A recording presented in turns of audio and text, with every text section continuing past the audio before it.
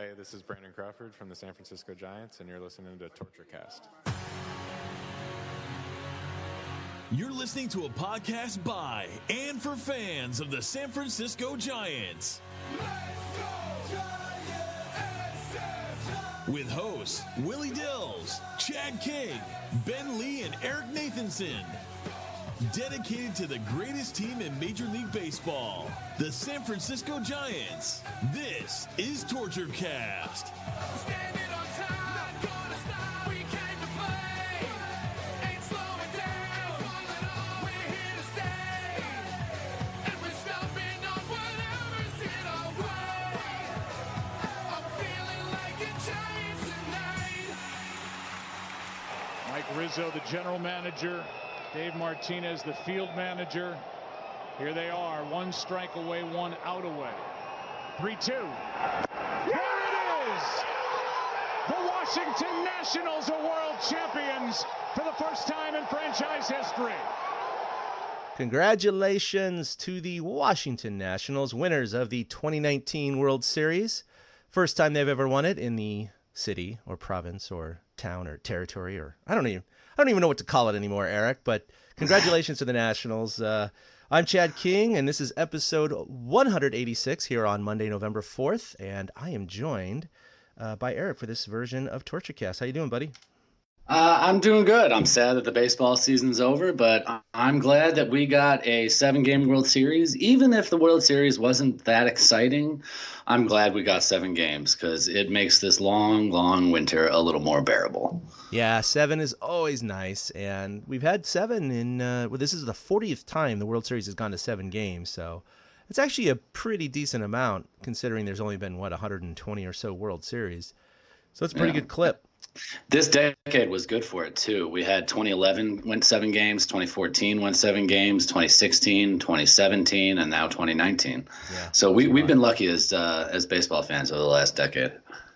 So we'll dive into some fun stats and talk about the Giants' managerial search and some free agent stuff, but hopefully we won't go too long as we head into the official hot stove offseason right now. But just to kind of recap the World Series, of course, you and I did pick the Astros, but hey, look, most people did, including the Houston Mattress King. But of course, he was hedging his bets anyway, so he was gonna come out about the same no matter who won, and it gave him a lot of free publicity. So to be honest, it was a shrewd business move. I gotta tip my cap to him. It was really, really cool by him.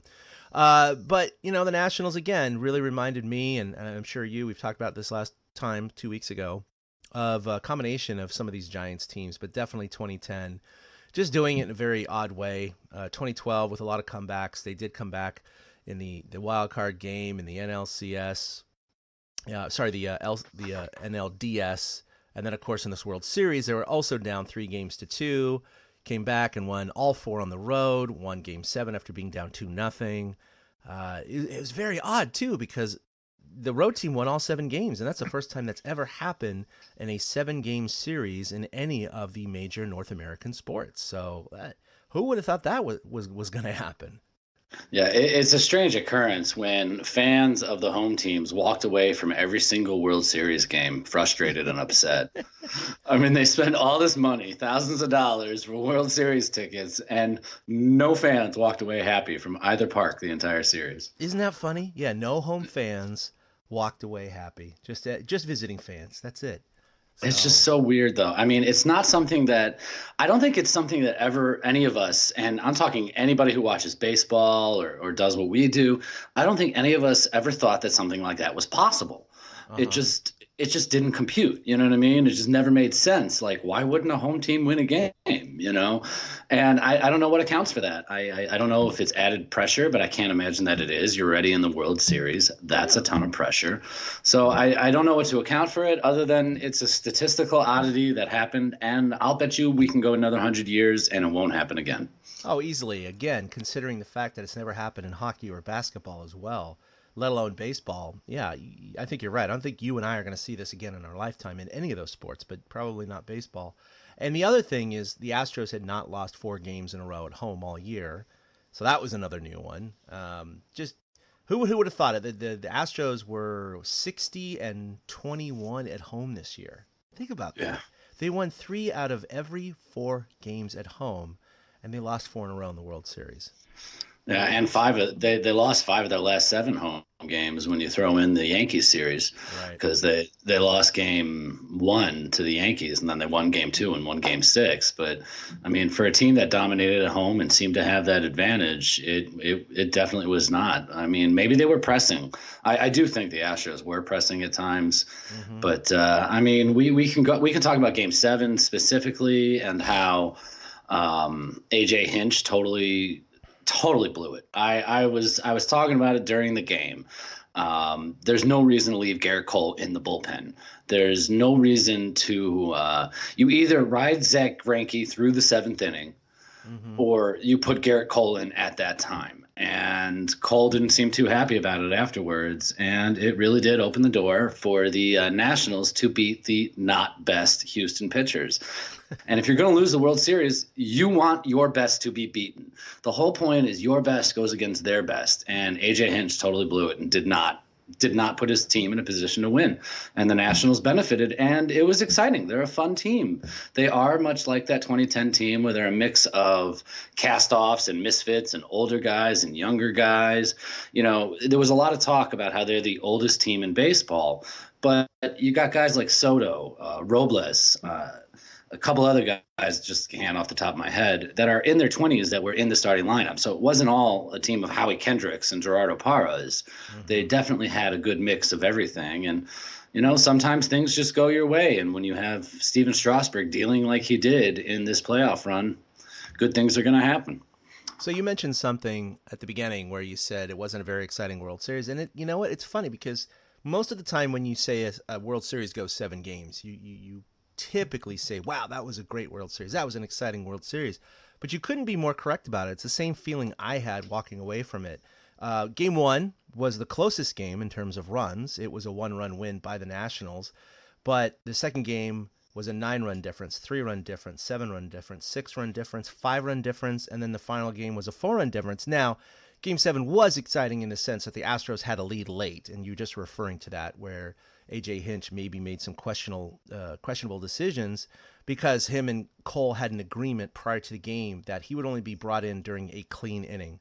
So it does make sense that instead of bridging the gap with some of your relievers, that you just have Greinke continue, or you bring in Cole in that inning. But he hedged his bets and tried to bridge it, and it didn't work out. And it was exciting for that brief period of time, certainly in the 7th and 8th innings when Washington poured it on.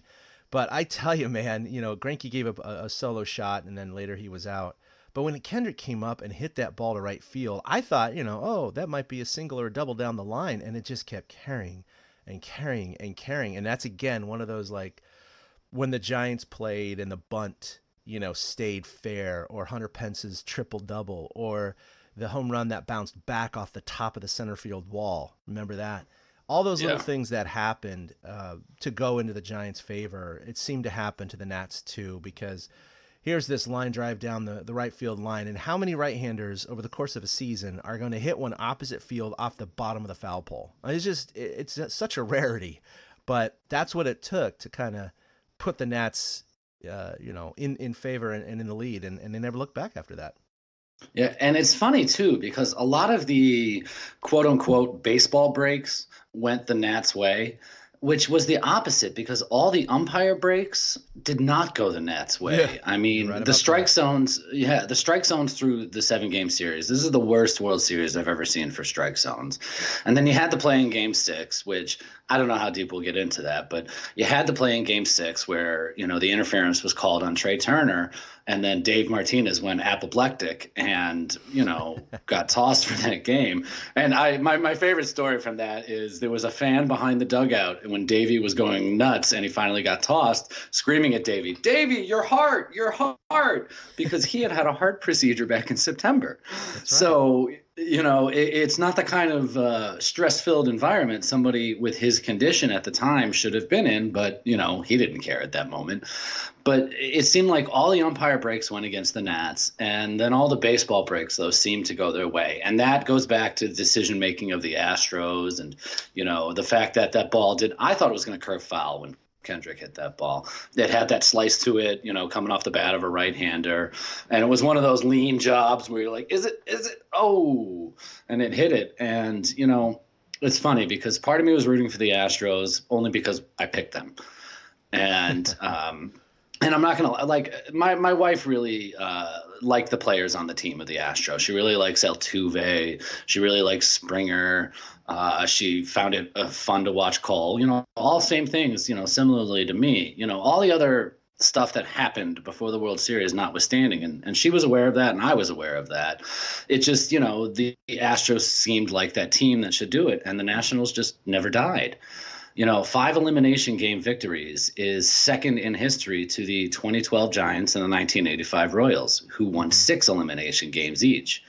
So it just goes to show what kind of a resolve that team had. They did not sweat when they got in the later innings, and it showed. That inning, the 7th inning, Rendon hit the homer off of Greinke, and then Greinke walked Soto. And personally, I thought Greinke was just pitching carefully to Soto. I didn't think that it showed that his stuff was gone. Mm-hmm. And Hinch decided to make the change, bring in, I think it was Will Harris. Yeah, Will Harris. And then Kendrick hit the homer. And the thing of it was I didn't expect Greinke to pitch that well in a Game 7. And I'm sure you didn't. I'm sure nobody expected Greinke to pitch that well. And he was on fire. That the butterfly changeup was working. Everything was just perfect. And stuff fell apart. And as we know, baseball is a 9-inning game and not a 6-inning game. And the Nats were always able to take advantage. They were behind in every single elimination game they won. And aside from one of them, they were behind in the 6th inning or later, right? Which is just phenomenal. So, the Nats, there's still something to be said for resolve and human spirit. And, it's not all just statistics and numbers, because these guys, they really pulled themselves up in the bootstraps and they did the things that needed to be done. Yeah, if you look at the stats, both teams gave up 30 earned runs in 63 innings pitched. They both had an identical 4.29 ERA. The Astros did out-hit the Nats 272 to 241. They had the Nats had 3 more runs than the Astros, 33 to 30, and both teams had 11 home runs. You look across the board, and most of the hitting stats are in the Astros' favor, but not tremendously. And the pitching was fairly identical. And the Nationals just had the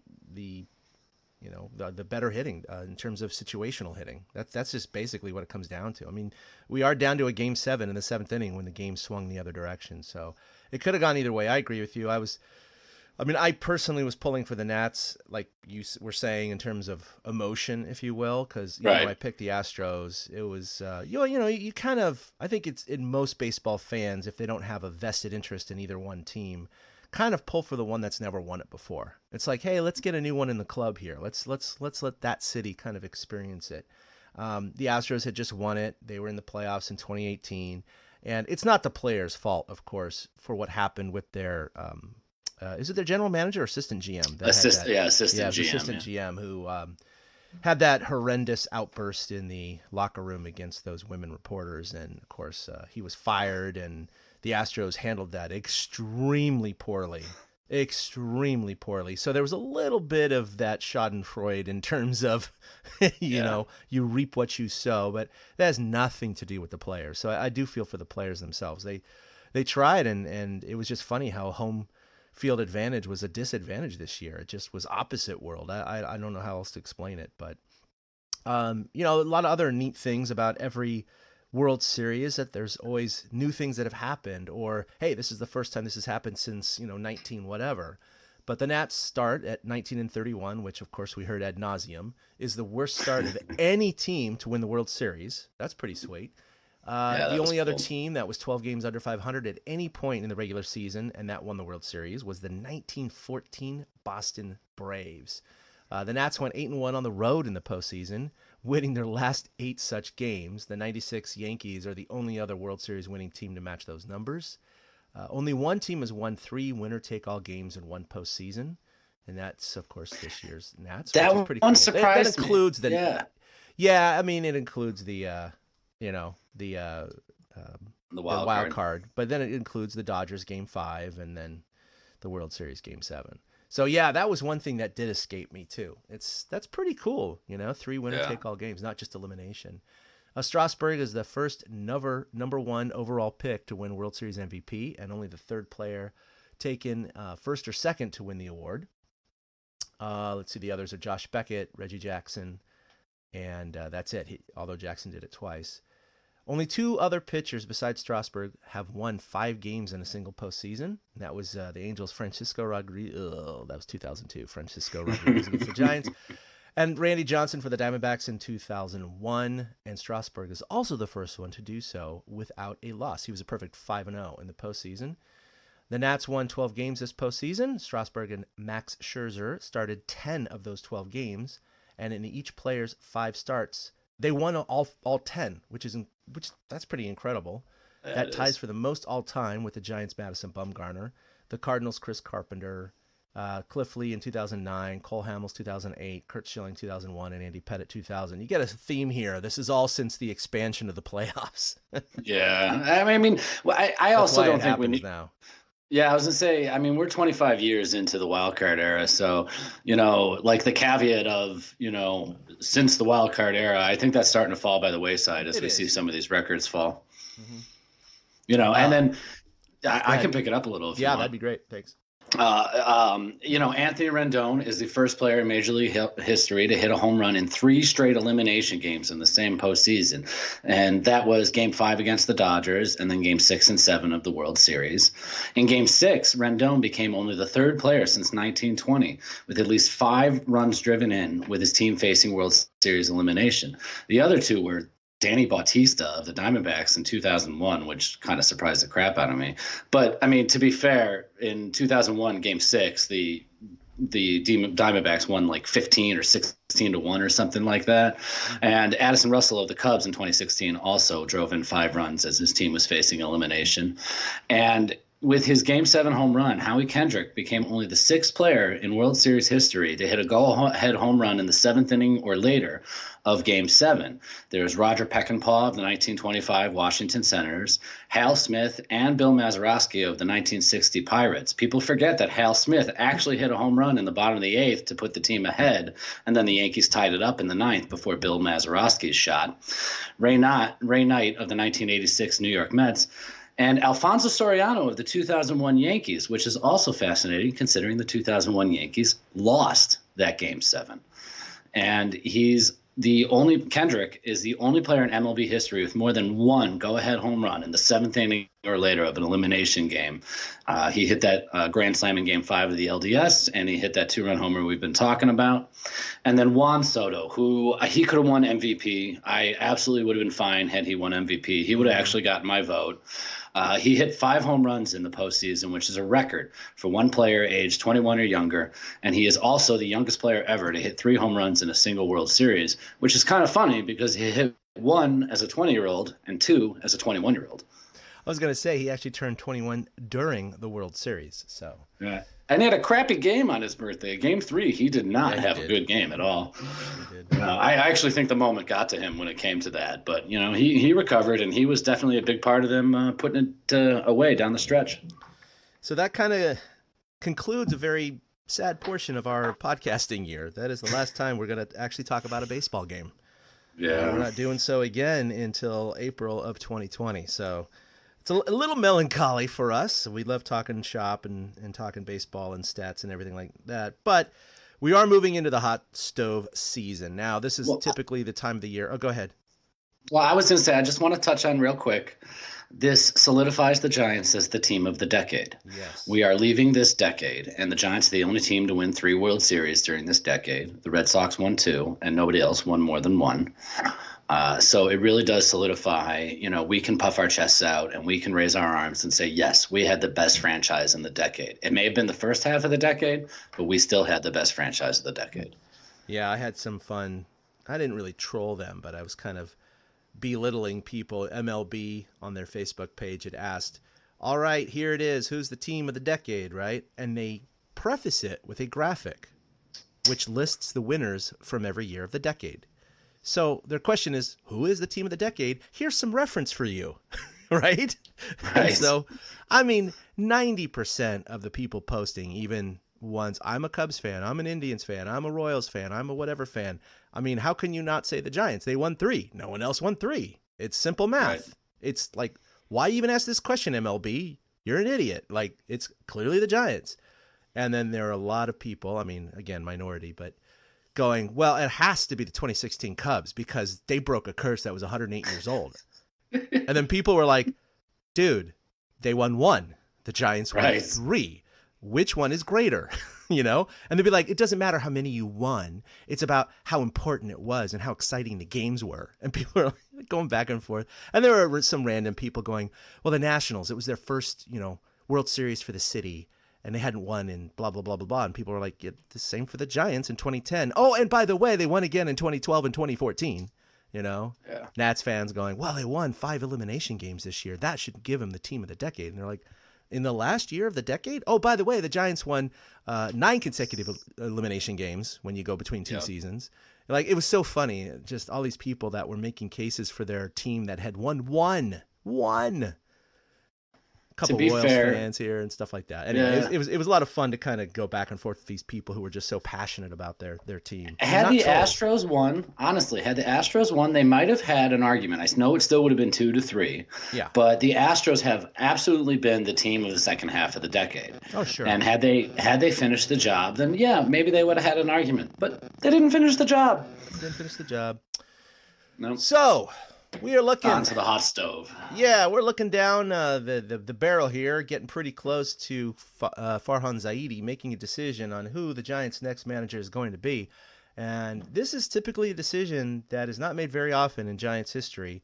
I mean, you and I have not been alive for too many managers when you think about it. We got Bruce Bochy, we got excuse me, sorry, I'm bad food there.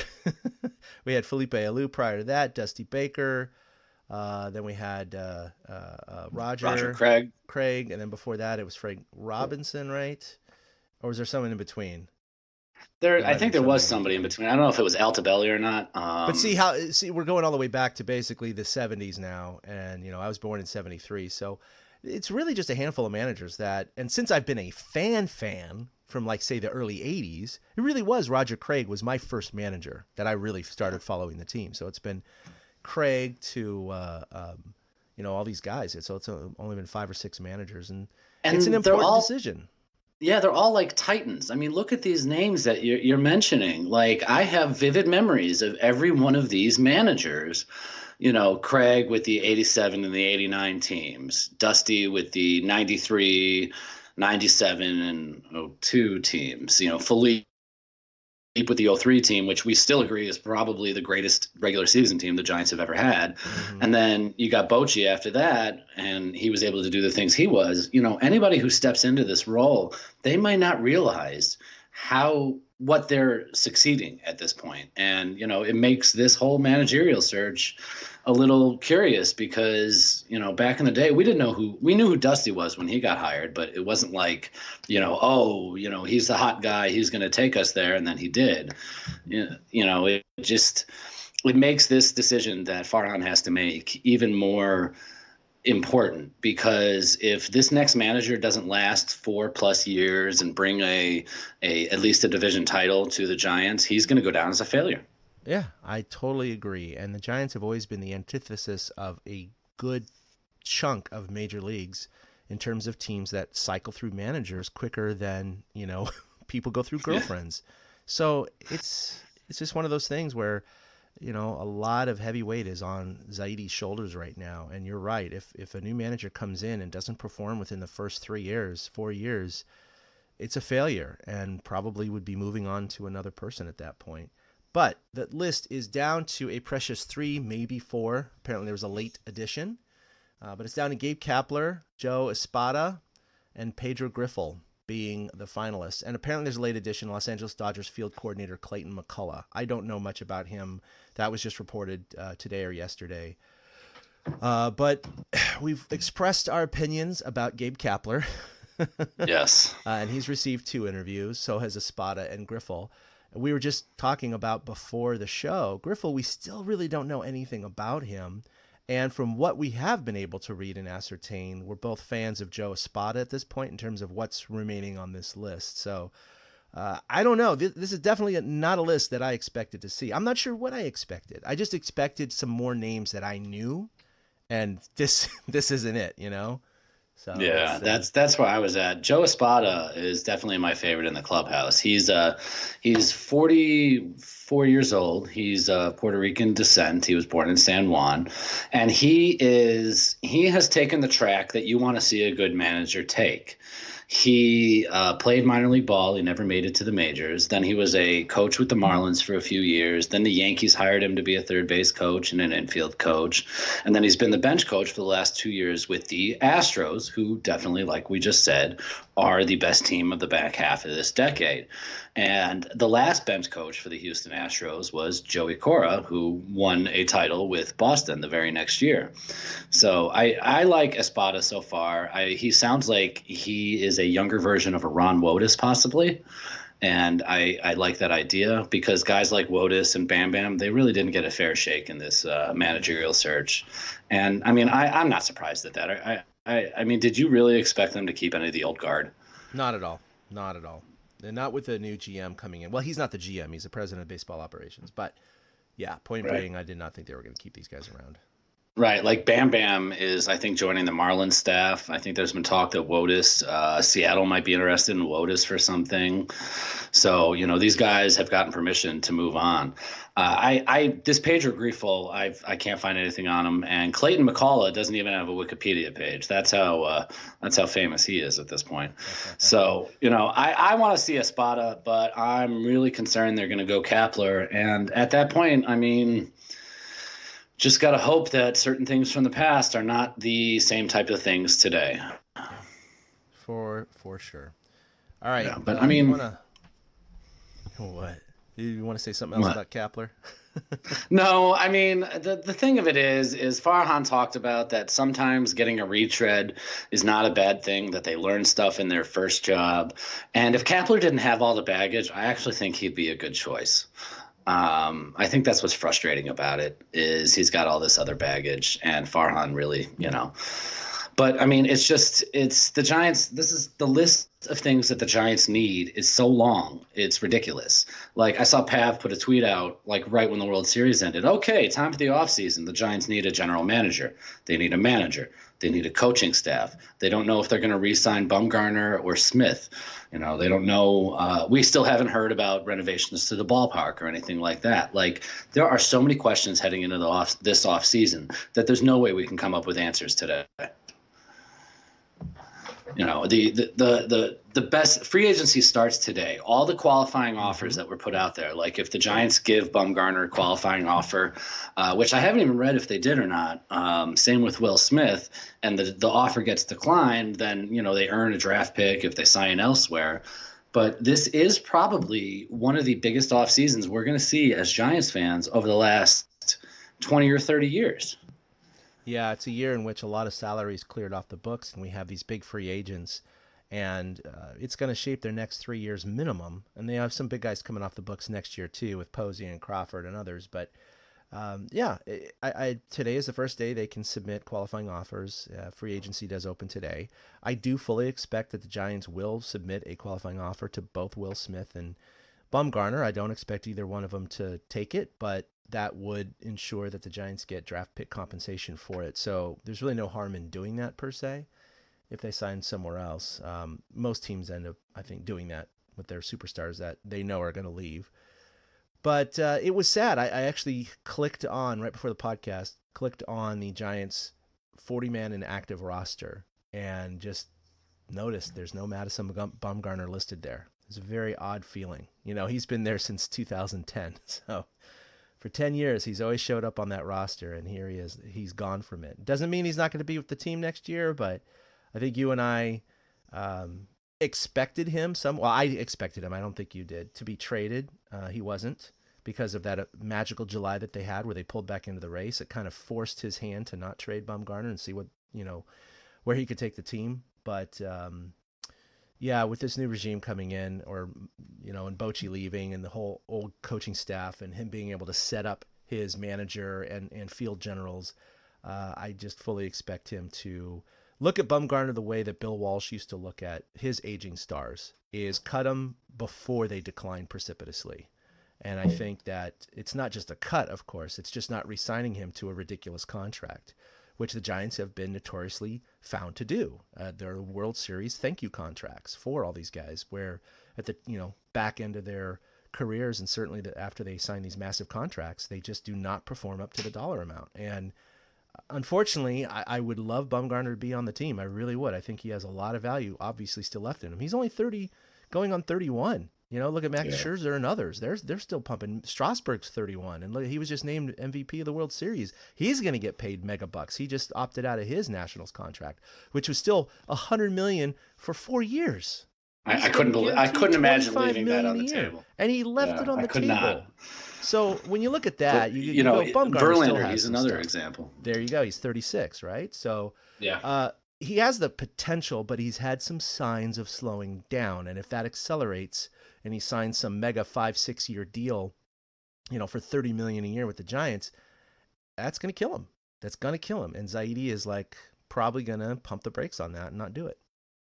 Yeah, I mean, it's not the days of Brian Sabian and Bobby Evans anymore. The Giants are not going to hand out crappy contracts. And the roster, as we saw last year when they used 64 players, a National League record during the season, we know that the roster is going to continually churn. And that Zaidi is really trying to work the back half. My biggest thing going into free agency, and this sounds weird, but my biggest thing going into free agency is they keep talking about how Oracle Park's dimensions are going to change. Yet we haven't heard yet what's going to happen and if or when. And I think free agents need to know this.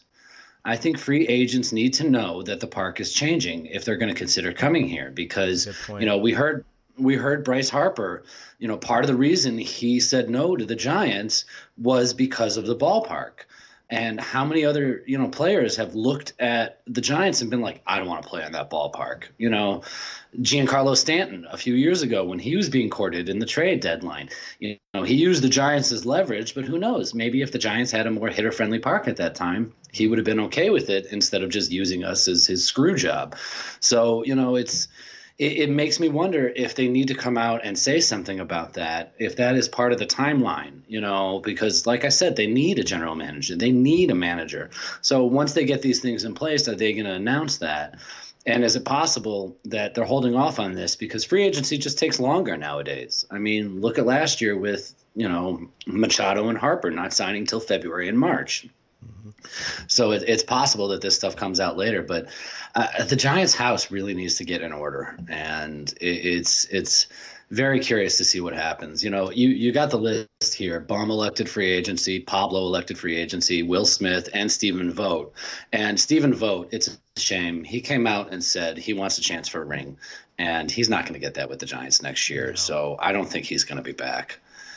Yeah, he's that's an unfortunate loss, but I agree with you. I think that he's trying to chase that ring. He's getting up there in age, and he knows the Giants are not a year or two away from a World Series. They're more than that. So, he's probably going to take his chances elsewhere.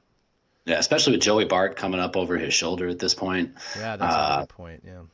Yeah, the whole catching situation next year could be very fluid when it comes to that. And, the Giants did make, the Giants made one positive move, and a player also chose to make a move. The Giants claimed left-handed pitcher Tyler Anderson off waivers from the Rockies, and they cut Bear Claw. And Tony Watson picked up his player option. He will be back. He chose to want to stay with the Giants. And, while he had his bumps in the road, he is still a good left-handed stalwart in that bullpen.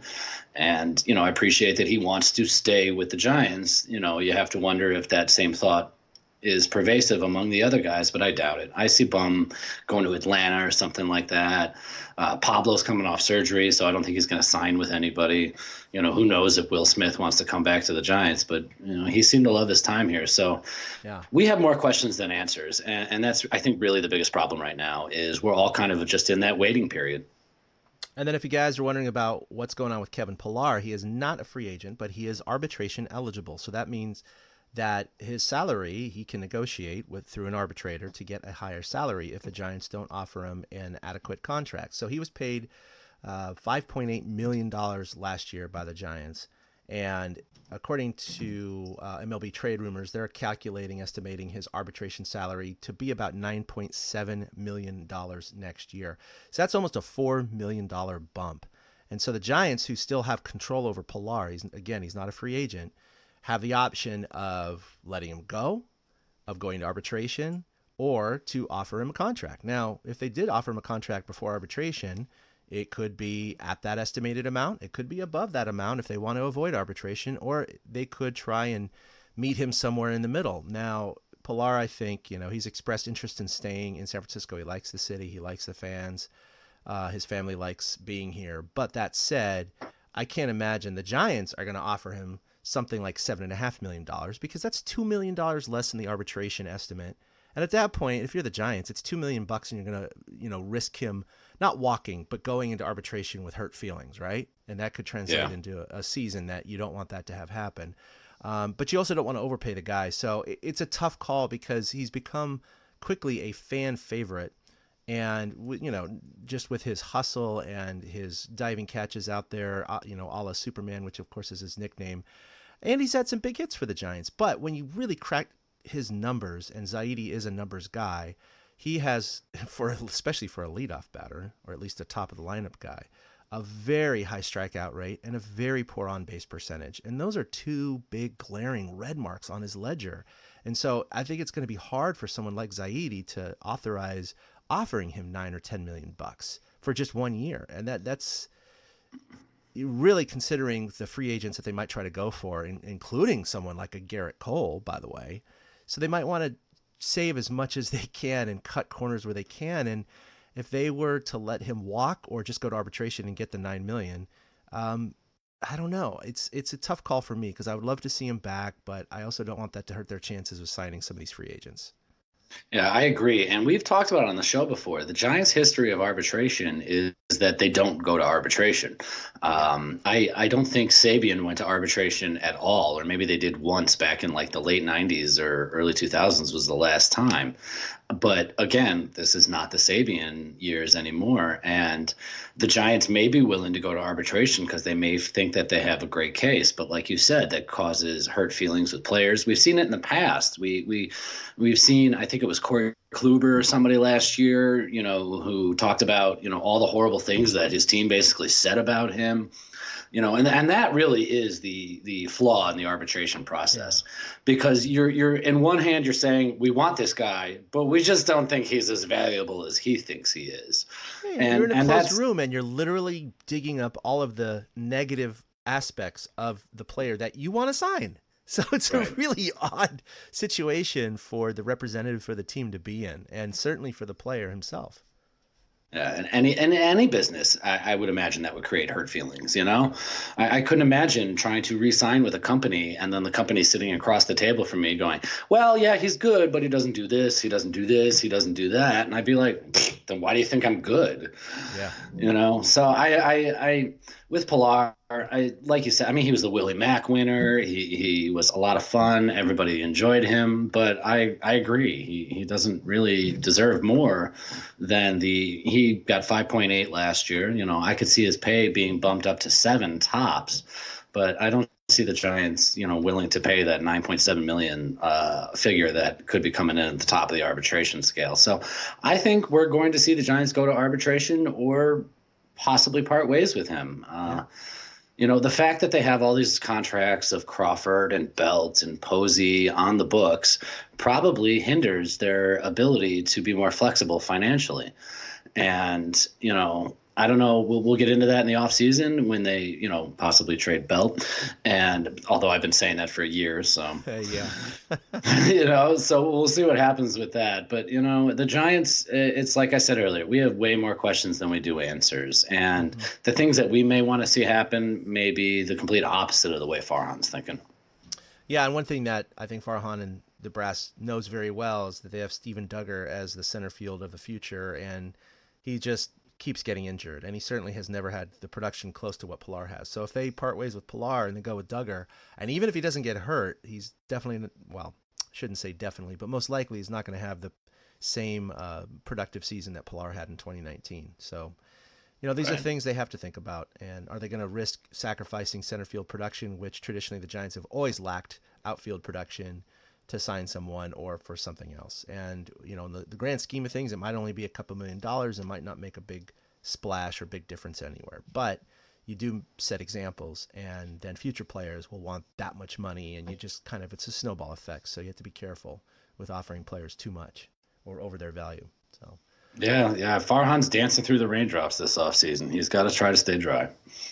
All right. Well, as we go into the offseason here, I'm sure Eric and I will figure out our schedule. It's not going to be a regular schedule as in every week or two. It'll be kind of when big events happen. Signings of free agents, which we don't expect for quite some time. Certainly the signing of a new manager. We'll probably broadcast or record shortly after that happens. But other than that, we'll just drop in periodically to talk about developments, not only with the San Francisco Giants, but in the baseball world in general. If there's a big splash somewhere or something of note, we'll talk about it. But this is where we start quieting down a little bit heading into the holiday season. But I don't know if you have any thoughts about that, Eric, but that's typically what we do. Yeah, we'll get back on the mic for Hall of Fame type stuff. The Veterans Committee today released their nominees for the Hall of Fame.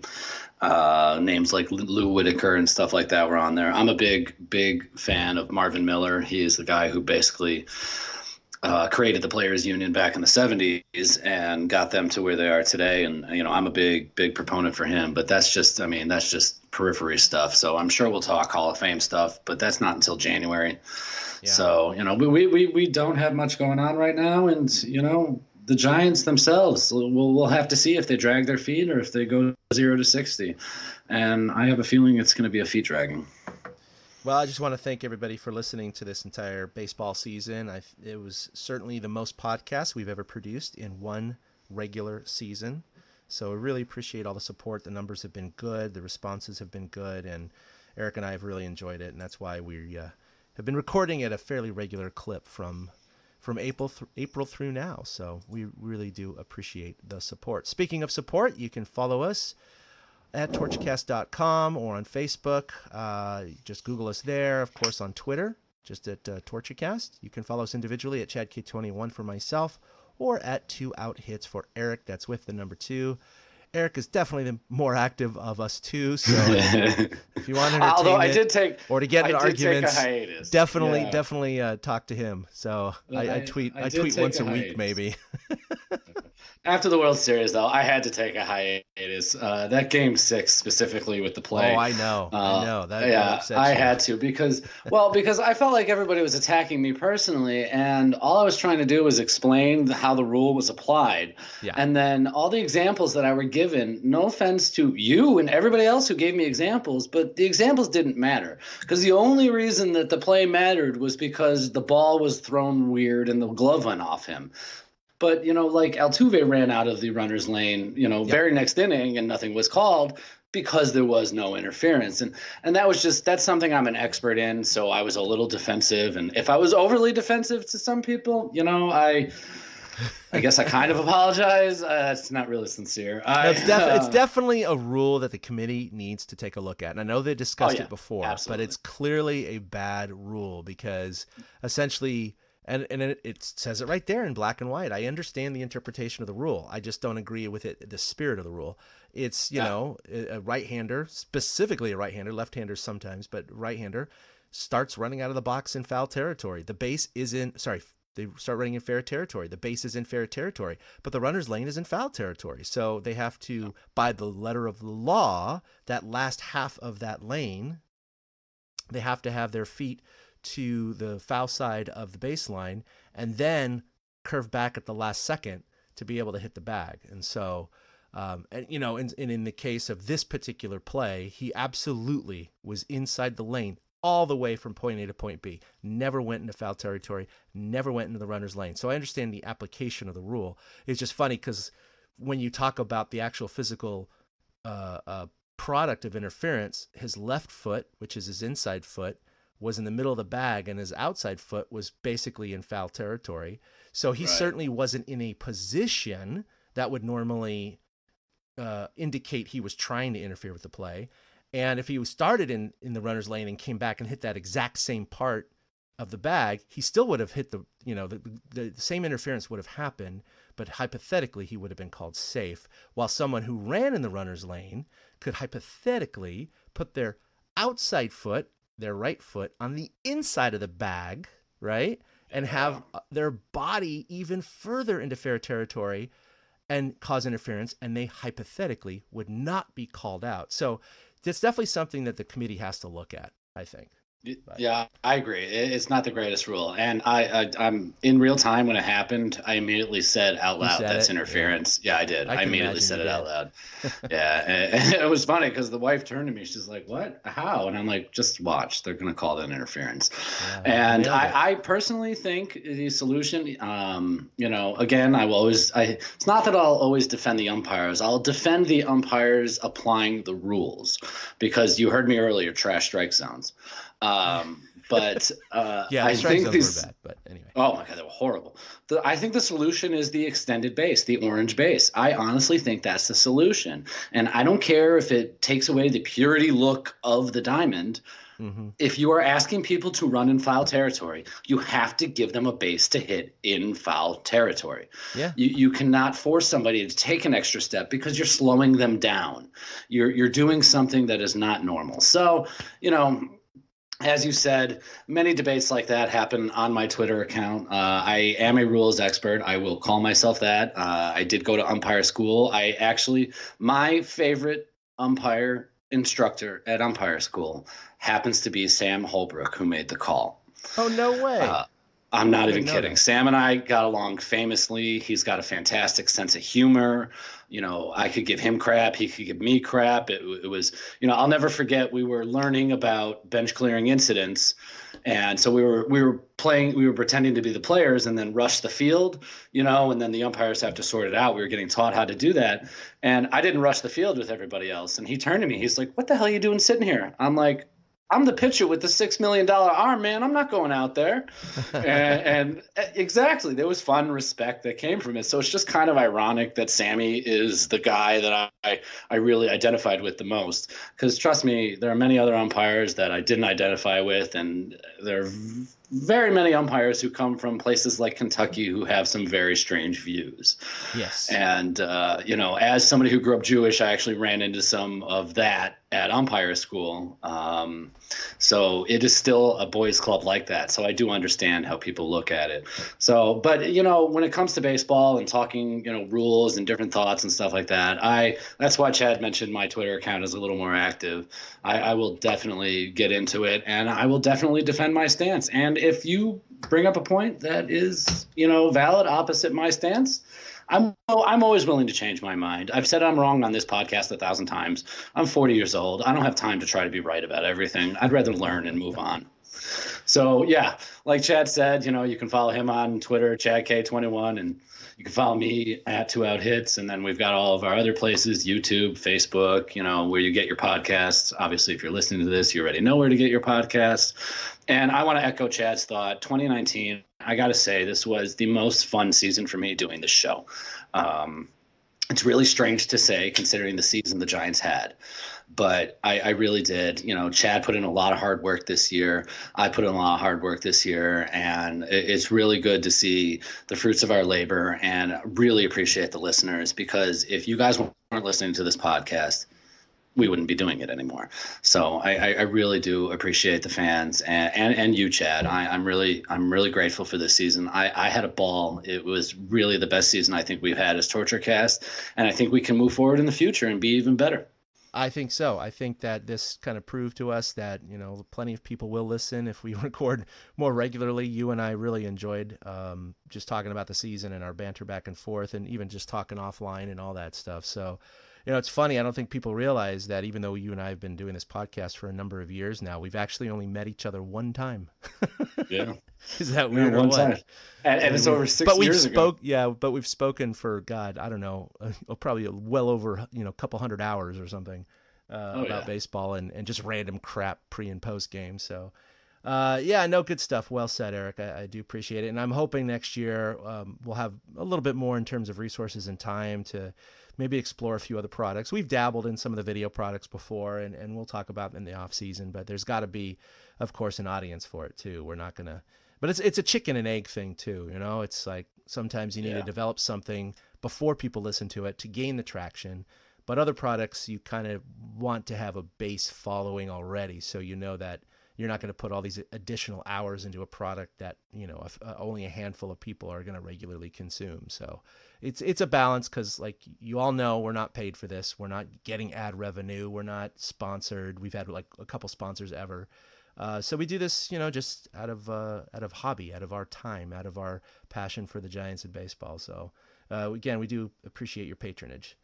So that'll do it for episode 186, and we will be back at some point, probably in the next few weeks, maybe even sooner, depending when the Giants do sign their new manager, for episode 187. Until then, this is Chad signing off. We'll see you then. Boom. Okay, Boomer. A big thank you to everybody for listening to the TortureCast, the podcast by and for fans of the San Francisco Giants. Follow us on Twitter at TortureCast. You can also like us on Facebook or check out our blog at TortureCast.com. I also want to say thank you to Ashcon and Bailey for letting us use their song Feeling Like a Giant for our intro. For Ben Lee and Chad King, my name is Willie Dills saying, we'll see you next time.